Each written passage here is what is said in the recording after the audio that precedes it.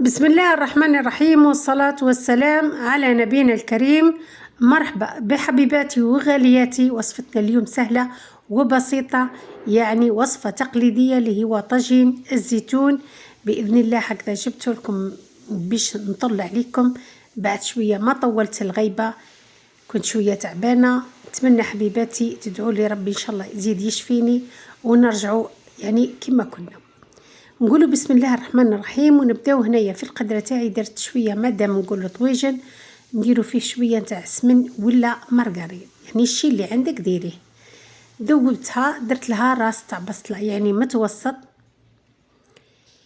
حبيت نطلع عليكم غير هذه بالوصفه، خي تعرفوا مولات الدار تعود مريضه صاري فيها اللي صاري، لازم تنوض دير لهم هذيك الحاجه، يعني ياكلوها وينوضوا يسكتوا عليها برك، يعني ديري لهم اي حاجه. كذلك ربي يخلي بنيتي شويه عاونتني وشيه تقرا، عاونتني الا غالب. بعد ما قليت هذيك الدجاج مع هذيك البصله، طبعا البصله ديما نقول لكم قلوها قد ما تقدروا، هي اللي تعطيك البنه وهي اللي تعطيك الفارق في يعني الطعم نتاع الطاجين نتاعك. من جهه اخرى كنت غليت هذاك الزيتون وشللته قدام خطره، يعني باش نحولو هذيك الملوحه باش نقدروا نستعملوه. بعد ما تقلت البرمه مليح، رحت هنايا للتوابل. توابل بسيطه طبعا نعرفوها، مرقه بيضاء، اللي حبت ديروا مرقه حمراء هي لها الاختيار، لكن انا افضلت هذه المده نديروا مرقه بيضاء. درت شويه فلفل كحل، حاجه قليله فلفل كحل، كذلك وشويه نتاع الكركم، يعني توابل خليتها يعني حاجه يعني بسيطه، ما كثرتش توابل، خليت الطاجين يعني بنكهته الطبيعيه، يعني الشيء اللي فيه الطبيعي هو اللي يعطي الفارق. كما تشوفوا فيا مازلت هنايا نقلي فيه، يعني كنت قلت لكم كنت مازلت نقطع في هذيك الزروديه، وشي الطفل هنا يتحرك لي فيه، قلت له باش ما يشطليش وكلش على نار قليله. كما تشوفوا هنا درت له شويه تاع فلفل كحل، شويه تاع كركم، الكركم يتواتى معاه يجي هكذا. كذلك درت على راس المغرف شويه نتاع راس حانوت، خي تعرفوني كون ما نديرش راس الحانوت كش ما يصرى فيا.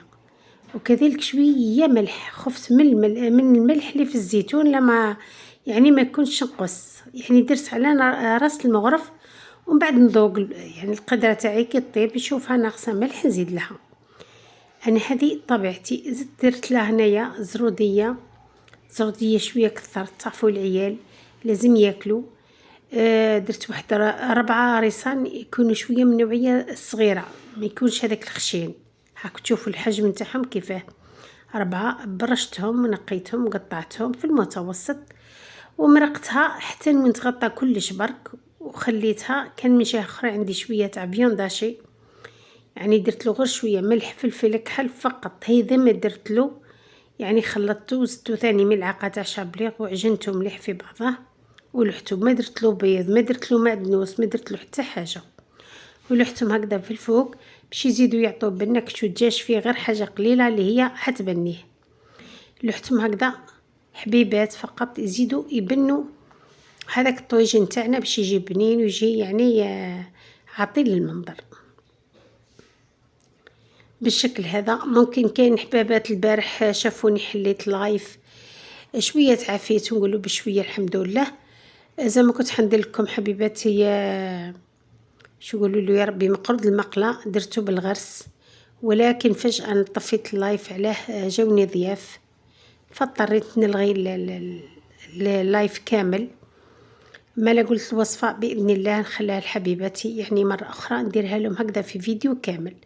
خليت هذيك الطنيجره بعد ما لحت في هذاك الفيونداشي وخليته يطيب كما كتشوفوا في الاخر. حمرت هذاك الطريف تاع الدجاج، هذا حنمدوه للمسيو ماشي لينا حنايا. وها قدامكم مرقه خيثره جات بيضاء، جات مش هذيك الكحله. نقول حبيباتي دمتم عافيه غاليات ليا، لا وصلتوا لهنا واجبكم الفيديو ما تنسونيش بالجام. واللي شافوا الفيديو هذا وعجبتهم قناتي نقول لهم مرحبا بكم، انضموا وكونوا من ضمن الفريق نتاعي. وفي الاخر حبيباتي ما نقول لكم الا مع السلامه لوصفه اخرى ان شاء الله، واستودعتكم الله في الذي لا يضيع ودائعه. سلام.